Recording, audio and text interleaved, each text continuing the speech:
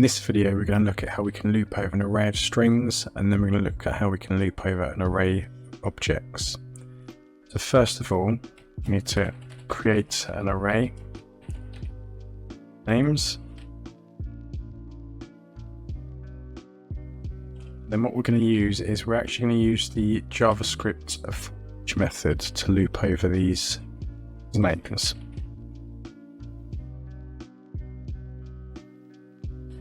If you run this in the console, you can see it's the list of the names that come out. It's simple. So what we can do now is we can convert the names into an object to create a new array. People.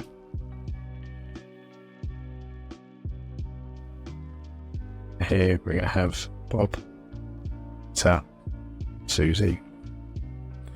To loop over this, we're going to use exactly the same thing. So we're going to reference the array, so people dot for each.